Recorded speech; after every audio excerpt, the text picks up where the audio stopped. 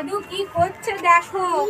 দাদু তোমাদের বালিশ বানিয়ে দিচ্ছে। এই পিওর শিমুল তুলে দিয়ে দিলাম। দাদুর মতো অলরাউন্ডার হতে হবে।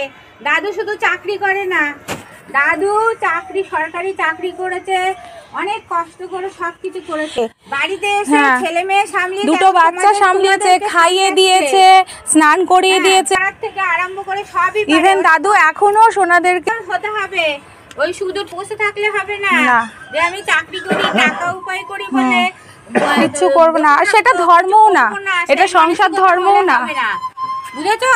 দাদুর মতো উদার মন হতে হবে। এই যে দাদু এই যে বাড়ি ঘর বানিয়েছে, এখানে কারোর একটা পয়সা নেই। যে পৈতৃক সম্পত্তি পেয়ে যারা গরম দেখায়, হ্যাঁ, বাবার সম্পত্তিতে দুটো ইট ঢুকিয়ে বলে আমার বাড়ি, এখানে কিন্তু তোমার দাদুর কারোর কোনো দাদুর নিজস্ব বাড়ি, দাদুর নিজের কষ্টের পয়সায় এই বাড়িটা বানিয়েছে, রক্ত জল করা পয়সা।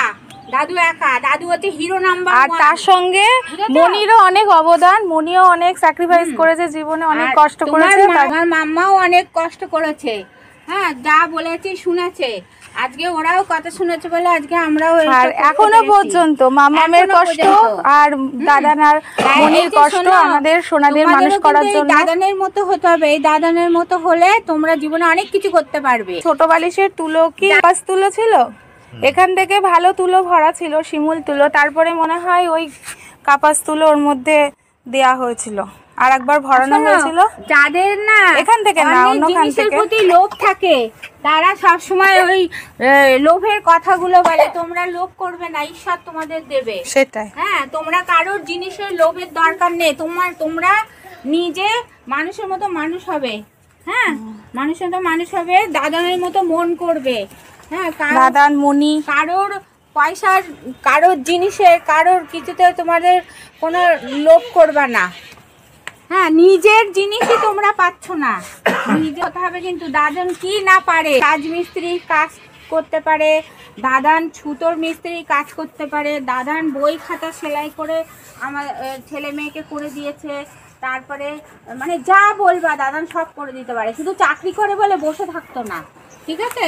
চাকরি করে এসে চাকরিতে গিয়েও অত মানুষের উপকার করেছে, তারা সবাই এখনো তার নাম করে। রাস্তায় বেরোলে বলে জগন্নাথ দা, আবার বাড়িতে এসে আমাদের পড়িয়েছে বলে, হ্যাঁ, আমার বাড়িতে এসে পড়িয়েছে, তারপরে স্কুল যাওয়ার আগে খানো, ড্রেস পরিয়ে দেয়া, সমস্ত কিছু। তারপরে স্কুলে যে একার ঘাড়ে ফেলে দেবো, টিফিন আওয়ারে যে নিয়ে বাড়িতে চাকরি করি বলে যে মনির কাছে ফেলে দেবো, যে বইয়ের উপর ছেড়ে দেবো, এরকম কোনো ব্যাপার নেই। দুজনে একসঙ্গে না করলে হয়ও না, দুটো বাচ্চা সামলানো চারটিখানি কথা না। এই মেন্টালিটি হওয়া খুব খারাপ, এরকম হবে না তোমরা, হ্যাঁ, এরকম ভালো হবে, ভালো উদার মন করবে সবসময়।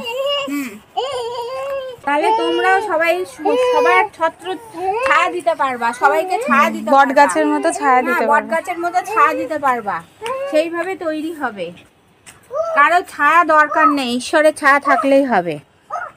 ঈশ্বরের ছায়া সবসময় তোমাদের মাথার উপরে থাকবে, তোমরা যদি এরকম মানসিকতা হও। আজকে দাদুকে কিন্তু কেউ 10টা টাকা দিয়ে সাহায্য করেনি, দাদু কারোর জিনিসে লোভ করেনি, কারোর গলায় পা দিয়ে জিনিস আদায় করেনি। দাদু যা করেছে নিজের কষ্টের পয়সাই করেছে। এই বালিশগুলো বানাতে যে পয়সাটা লাগতো সেটা ওই যে মানুষটা নিজে কষ্ট করে বানিয়ে দিচ্ছে, তাহলে সেই পয়সাটা সাশ্রয় হচ্ছে। এইভাবে উনি সাশ্রয় করেছে, আমি ঘরে সাশ্রয় করেছি, করে আমরা এই কষ্ট করে সব করেছি, বুঝেছ? তো তোমরাও এরকম হবে, তোমরাও এরকম হবে, তোমাদেরও ফুটফুটে বৌমা, নাতি বৌমা নিয়ে আসবো, তারাও এরকম বুঝবে, তারাও এরকম সুন্দরভাবে তোমাদের সাথে সংসার করবে।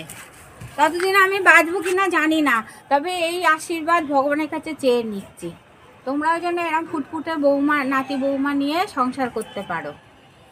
তোমরা যেন তোমাদের সন্তানদেরকে এইরকম ভাবে মানুষ করতে সাহারা দিতে পারো। সমাজটা তৈরি হয় এই সুন্দর সংসারের মধ্যে দিয়ে।